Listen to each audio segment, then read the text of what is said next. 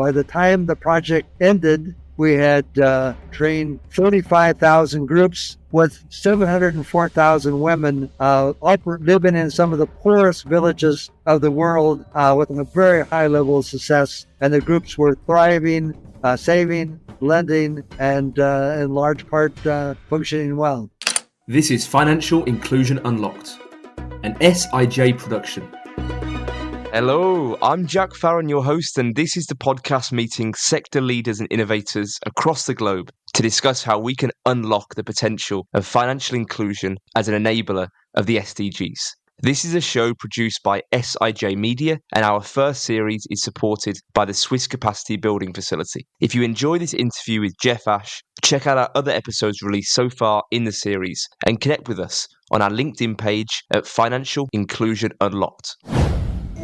In this episode, we dive into the world of saving groups. From village savings and loan associations to ROSCAs and Cuchubales, community-based financial groups have a long history of empowering individuals, whether it's for personal development or economic resilience. Saving groups have been a cornerstone of financial inclusion for centuries. In this episode, I meet Jeff Ashe, a financial inclusion expert, author, and lecturer with over 45 years' experience in the sector.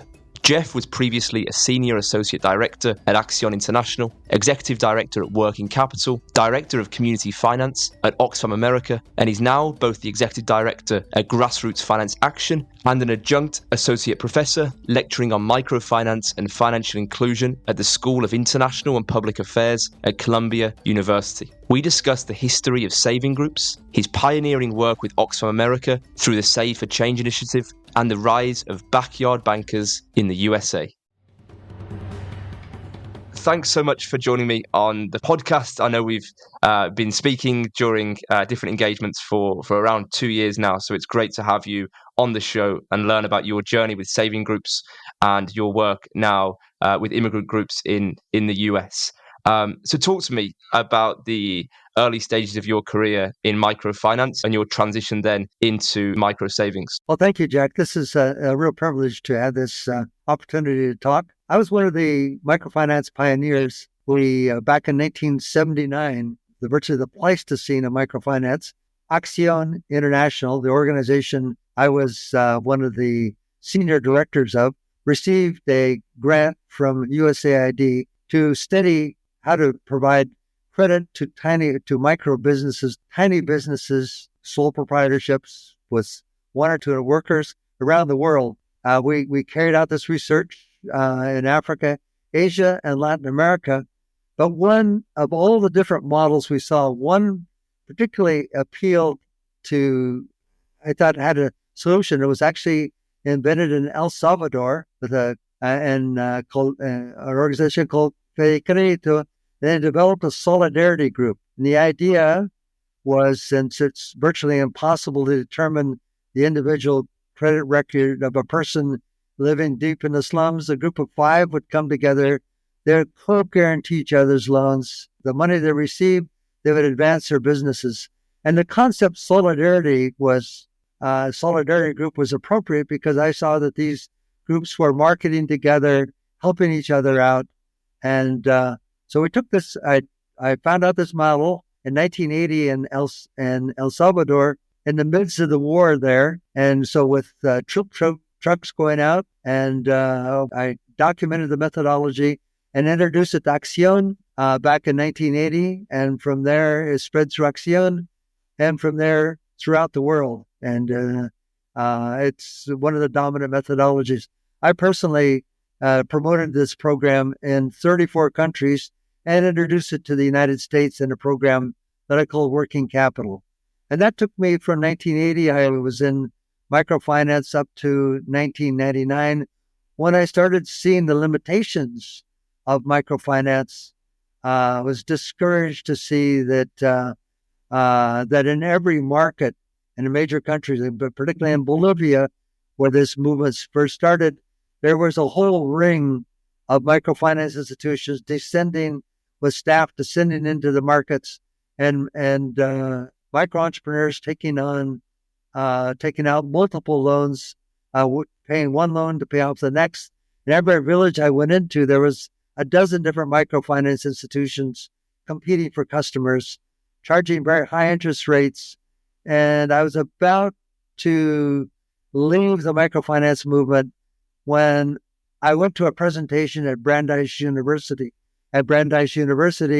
and heard a presentation by Marcia Odell, who told about a completely different model of reaching the poorest. So Jeff, you were at this presentation in 2000 and you started to learn about what is an initiative in Nepal, if I'm correct. So what did you learn there and what were the next steps? Well, this was, I was really discouraged with microfinance, and particularly since microfinance by 2000 had attracted a lot of investors who were much more interested in maximizing their return on investment and then providing services to the poor micro entrepreneurs, which was our original vision back in 2000. So at Brandeis, I had the first presentation. I stood up, told the story that I just told you about microfinance, and then Marcia Odell from PACT, a U.S. NGO, told about her program, the Women's Empowerment Program in Nepal, where in just 1 year, they had created groups reaching 120,000 poor Nepali women. But instead of delivering credit as we had before, they flipped the paradigm, they upside down, and all of these groups, instead of receiving external loans, were mobilizing their own credit, making their own loans to each other, and advancing their businesses. So I was so excited about hearing this.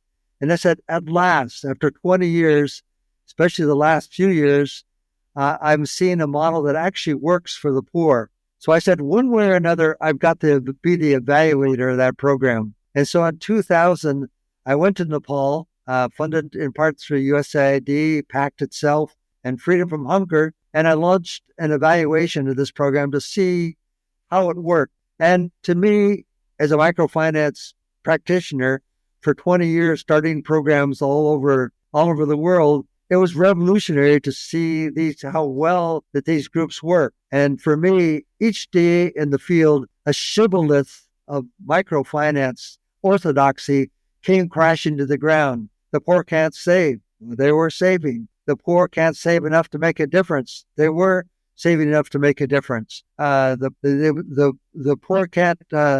poorest can't start businesses on their own. They were starting businesses by the tens of thousands. And I also found that these groups were powerful in the communities, and that these groups were taking on by their own initiative all sorts of initiatives, particularly like stopping the trafficking of girls into brothels in Nepal, or stopping spousal abuse. So this was. So I went there, evaluated this program, went there 3 times, did a large study, and found that this methodology indeed worked. And that experience changed my entire orientation from credit first to savings first, and I've never looked back. So from there, I went on to look at the self-help groups of India through Catholic Relief Services, and then went on to Zimbabwe, where I saw that these savings groups, with their flexibility and the intelligence of their leaders, were surviving in a context of 500% inflation by flexibly adjusting to the needs of the savers and borrowers, by charging a very high interest rate of 40 or 50% a month, which almost kept it even with inflation, and adapting stable currencies such as the dollar, the rand, South African rand, or the Botswana pula, or abandoning money altogether and reverting back to barter and giving out loans indexed to bars of soap, cans of oil, and the like, and went on from there. So, Jeff, fast forward to 2004, when you decided that you were committed to this micro savings and saving groups movement, and you were asked by Oxfam America to direct their community finance department. What were the first steps in terms of launching what became the Save for Change initiative? The first step was I was already hired by Oxfam to become the director of community finance and to introduce this savings-led methodology to Oxfam. Oxfam had tried a number of credit experiments, and none of them worked out particularly well. So I was given the mandate to try this savings-led approach, which I had learned about first in Nepal, and then learned further about in India through the self-help group model. So I was evaluating this the program in Zimbabwe, and based on that knowledge in Zimbabwe, we created the Saving for Change model, which is a combination of some of the ideas from Nepal, from India, and from Zimbabwe, and launched Saving for Change in Mali, in the Sahelian Africa in 2004. We conceptualized it. 2005, we developed a methodology. We found 3 local partners and launched Saving for Change in Mali. And amazingly enough, within 6 months, there are already 5,000 groups with 5,000 borrowers in place. The program was working well, and we were learning that also that the trainers, the promoters of savings groups, we call them animators, were on their own initiative training new groups by themselves, simply copying the methodology that our local partners, our local NGO partners had introduced to them. And I remember very clearly a woman by the name of Saleh Kulubali, who lived in a village, who trained 13 groups on her own, in addition to what the one group that the outside promoter had trained. And we found a similar pattern of what we call spontaneous replication operating in other villages. So with those facts on the ground, with 5,000, by then we had received funding, in addition from Oxfam, from the Stroma Foundation from Norway, and they had funded this initial pilot effort. So with facts on the ground, we began to the process of getting funding from the Bill and Melinda Gates Foundation, and after a long process, as the number of borrowers and groups continued growing to 50,000, we were eventually able to secure major funding from the Gates Foundation, and that enabled us to greatly expand the work in Mali, that eventually reached almost 500,000 women in Mali, operating in thousands of villages, and now with not only with 3 NGO partners, but with 10 NGO partners. And with this success, we were able to expand the model into Senegal, into Cambodia, and eventually bring it to El Salvador and Guatemala. And by the time the project ended, and funding ended in 2013, we had trained 35,000 groups with 704,000 women living in some of the poorest villages of the world with a very high level of success. And the groups were thriving, saving, lending, and in large part functioning well. So, Jeff, a few questions about the Save for Change initiative.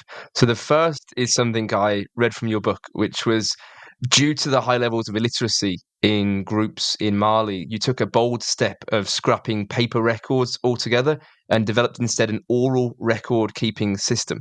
I would be keen to learn more about what that actually is and how that operated with the groups.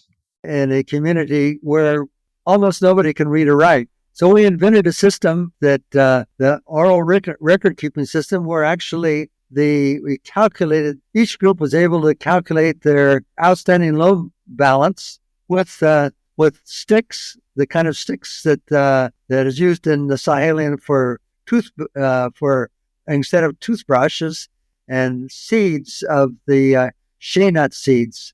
So they're able to, since they already work in markets, they didn't have to write this down. They can just count the seeds, count the sticks, and each person to calculate how much they have in outstanding loans. And to do the saving, everybody sits exactly in the same place in the circle in the same order. And the person to the left of the person reporting their savings and reporting and contributing their savings was witnessed by the person next to them. So the person next to them only had to remember if this person had a loan and if this person had saved before. So using this system, we're able to keep very accurate records. And interestingly enough, unlike the methods where you took one barely literate person, had them try to fill in forms, which they virtually never did correctly, this system was highly accurate, extremely fast, and totally participatory in that everybody understood how much was saved, what the loan balance was, and could keep on top of what was happening. Another factor that we introduced to this, given that nobody could, virtually no one had a chance to learn to read or write, that at the beginning of each meeting, the groups recited in unison all the rules of the group. Who can take out a loan? How much is savings? What are the rules of loan repayment? What is the interest charge? They repeated all those lessons to themselves. So this oral record keeping system worked quite well, and it's interesting to see that an evaluation of groups done just recently, groups that had been trained 7 or 10 years earlier and that were no longer supported by the NGO staff, were still functioning. So 94 out of every 100 groups were still functioning if you count in the spontaneously replicated groups, and they were still using the same reciting their bylaws, keeping their records as they had before. And this in the face of a quick decline in the economy of the major insurgency from the north of the country. Yeah, that's fantastic. There's a few areas that I'd like to cover, potential challenges with saving groups. So the first is around liquidity. You mentioned the groups in Mali were on average saving a $1, potentially $2 every week. So saving this and then borrowing from this pot of funds, how did you get around the challenge where perhaps the demand for borrowing was greater than the savings that were in the group?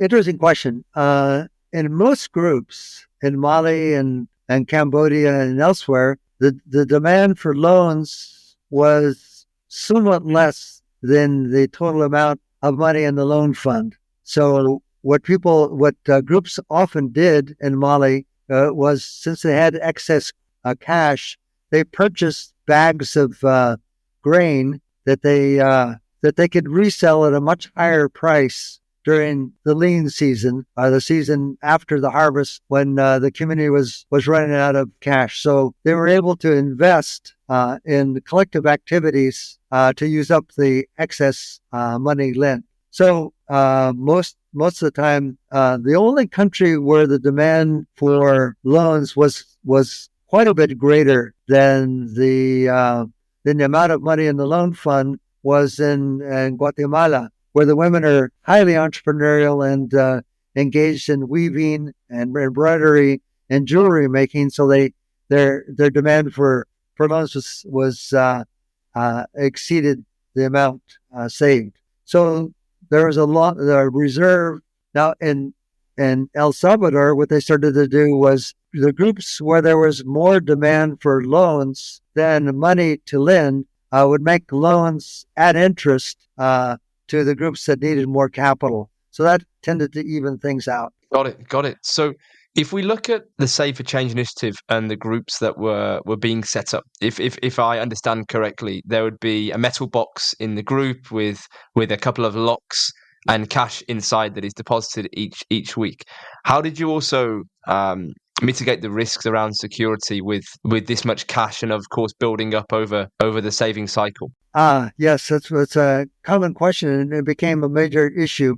But I'll get to that in just a moment. But the box keepers is a very responsible role, and they often hid the box. First of all, was locked. So, and the key keeper was different than the box keeper, so that they couldn't open up the box and take out the money during between meetings. then they also, in ingenious ways, buried the box, hid the box, and in a country that where crime was not endemic, there were very, very few examples, just handful where the box was actually stolen. And sometimes when they found out and did more research on it, it turned out to be one of the somebody within the family, maybe a teenager who wanted some more money to go out, and so it wasn't a major problem.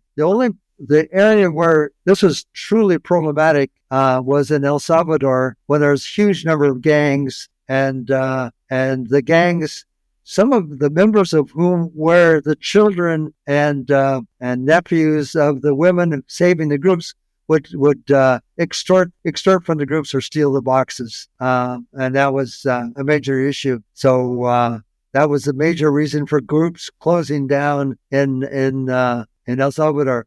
The problem in El Salvador and Guatemala became because when people were saving just a small amount of money, let's say $1 a week, but started saving $10 or $12 a week, there were sometimes many hundreds, if not thousands of dollars in the box. That became too much of a temptation for thieves. Looking at all of the saving groups schemes that you evaluated and also the Save for Change initiative, I know you have 9 principles for in your own hands development or, scaling successful saving group initiatives. So I'd like to talk through these different 9 principles that you've created. It's very important to start with the vision of scale. And as the founder of BRAC, the world's largest NGO, said, is small is beautiful, but scale is necessary. But you can't start out with scale. You got to start small and then learn and fine-tune your model and slowly grow the program as you learn what you're doing. The next basic principle, and for us development practitioners who love to make everything complicated, the basic message is less is more, and dare to be simple. I would say that any well-educated development practitioner with all sorts of degrees can create a Christmas tree type program with all sorts of bells and whistles. So just keep it simple. Then you should build on what is already in place. And so in these groups, these ROSCAs, these tontines, and these traditional savings groups where people saved in groups were already in place. And so the more that the methodology looked like what people already understood, the easier it was to understand and to be adapted. The important thing is to be sustainable. If the group required an outside staff person to be there at every single meeting forever, as soon as that staff person left, the group would collapse. So you had to create a system where the groups within a year were operating on their own with only occasional visits from staff, keeping them going, to really focus on costs, keeping the costs low so that in Mali, it cost about $25 for each member of a group, or around $400 or $500 to create a sustainable group that could operate entirely on its own within a year or two. And as you looked at your costs, you would constantly work to drive that figure down with more replicated groups trained by local staff, simplifying the methodology.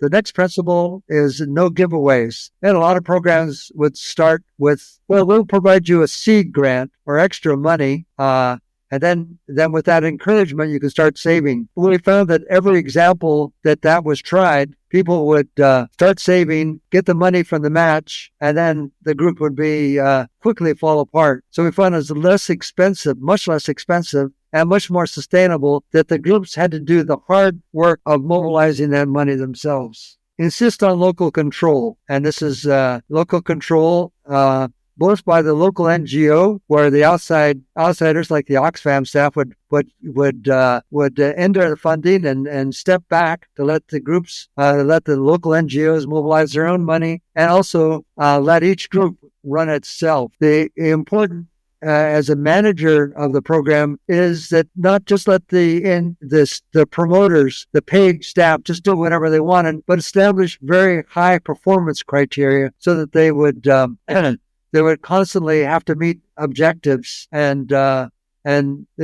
objectives were set so high that people had to depend on local groups to run themselves in order to meet these objectives. And then most important is that to embrace learning and experimentation, so that we brought the staff together to talk about what worked and what didn't work, constantly work to improve the manual, the systems, constantly revise the manual so it was started thick and got thinner and thinner and thinner until it was reduced to a few diagrams that they would use to promote the program in the community. So those are the principles that we that underpin the success of the savings groups of Saving for Change, and I think for any of the many practitioners of savings groups around the world.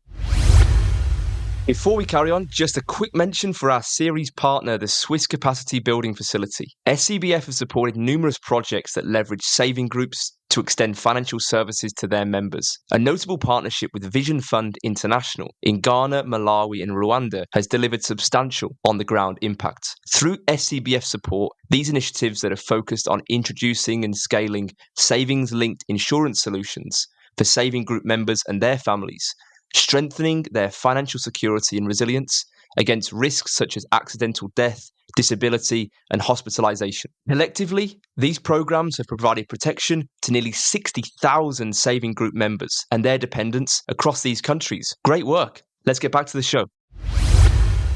So, Jeff, fast forward to today. I know you've just co-authored a book that was released in the middle of January, and you're also doing a lot of work with immigrant money clubs in the USA. So what inspired this transition to working more in the US? Well, it was interesting transition. Interesting enough, all through the microfinance, the 20 years I spent in microfinance, and the 20 years I spent with savings groups, we had some vague understanding that there was people were mobilizing their own savings, but we never focused on it and never thought much about it. I had the opportunity to, as I did with working capital, bringing the solidarity group methodology to the United States and starting savings groups in 7 different states and worked well. We thought we'd take the Saving for Change methodology and bring it to Wilmington, Delaware. And so I had several meetings before that started. The people at the meeting talked with great enthusiasm about their savings groups, about their tontines, their which is a Mexican term. Tontines, which is the Sahelian name for savings groups, or Tanda, Mexican term. They talk about the groups. And I said, look, I have something even better called the savings groups. And suddenly the interest in the group decreased tremendously. But anyway, we got $30,000, trained up staff to promote these groups as we had done abroad, thought this would be a great success, and found out that after months of work, not a single group was saved because they said, well, we like doing it like we've always done it. So my takeaway from that experience in Wilmington was to never do this again. And let's start with the money clubs, which exist in every immigrant community that are already in place, and simply try to train more of these. So I had the chance to, I met a representative of a local NGO in Lynn, Massachusetts, where there's a very large population, let's say 30,000 population in a city of 100,000 of Central American immigrants. And many of these were Guatemalans, and they called their money clubs Cuchubales. And they brought that tradition with them from their home country. But many people we thought it would take a long time for them to form new groups. It only took them a couple of weeks. They formed the groups. They were all saving, amazingly enough, $200 every week. So a group of 20 would be mobilizing $4,000 every week, and each week one person in turn would receive a $4,000 payout. And we were dumbfounded about how easy this was and how fast this developed. So there was so much interest in it. These groups worked very well. They had 120 numbers. Some people were saving $400 a week. Some people were saving $200 a week. So they had 2 numbers versus 1 number. And soon, 2 years later, without any problem of default or late payments, these groups in Lynn, Massachusetts, were saving an incredible $30,000 each week, which is collected in cash or through Venmo payments. And and distributed in turn every week in turn with 3 different groups. 3 different people received these payouts, some of $4,000, some saved even more, $6,000 a week. And with that money saved up, they were able to move their lives forward. So that was the experiment in Lynn. And there was so much interest in this that I got inquiries from New Bedford, Massachusetts, where there was also a huge Guatemalan population. We spoke to Cindy, one of the backyard bankers that organizes saving groups or Cuchubales in her community. Me encanta. I love money saving circles, Cuchubales, because they are a very good way to save. And I like to help people because they love to save this way. It's easier to save like this than to set up a savings account at the bank, where we are spending without realizing it. Gastando sin darnos cuenta. Back to Jeff. Many of the members of the groups have savings accounts, have bank accounts, but they say universally, I can't save in a bank. First of all, they don't like saving in a bank because they don't trust banks. There's too much paper. They can't get loans from a bank. They can just save their money. But they say, I can't save because I put my money in, I take my money out, and I never get ahead. It takes the discipline of being in a group where not making a payment in a group of 20 is equivalent to social suicide in the group, that keeps people making every effort, incredible efforts, taking on an extra job, doing DoorDash, food delivery, doing anything to make these payments. So it's that informal system that they understand that they grew up with in their village back home that gives them the discipline. And the 3 principles are discipline, savings, in a context of mutual accountability, because if you don't pay, that means that everybody else suffers, and mutual support as they encourage and support each other within the context of this group. So in essence, your work right now is incentivizing existing group leaders to go out and encourage new groups within their city, within their town to form.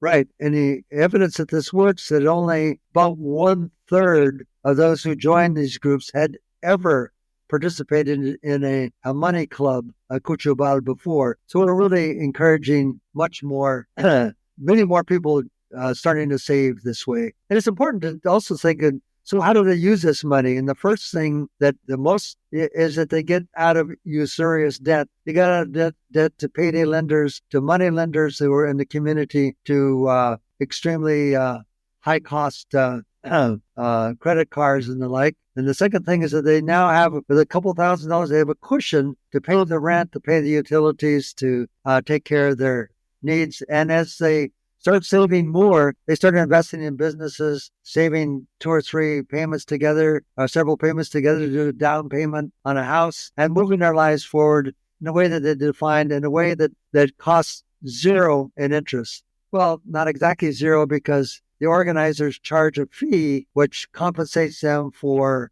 the time and effort it takes to collect the money and distribute the money. So this makes the program self-sufficient. So now, amazingly enough, with this small pilot project, using methodology which to our knowledge has never been tested anywhere in the developed world and developing world, they are now mobilizing $40,000 every week. That comes up to $2 million a year. And based with facts on the ground, we received a major grant.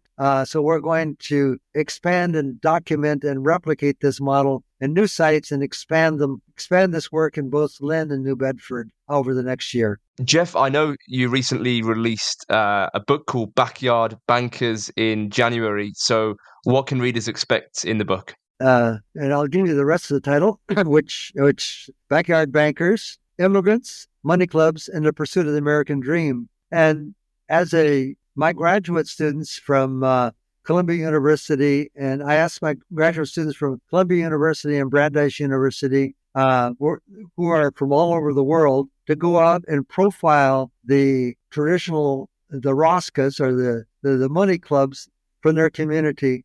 And so this is what we do is profile money clubs that are already in place in 10 different immigrant communities to understand that. And also the last chapter is what I just described to you for the Cuchubal initiative, or the Money Club initiative in Lynn and New Bedford.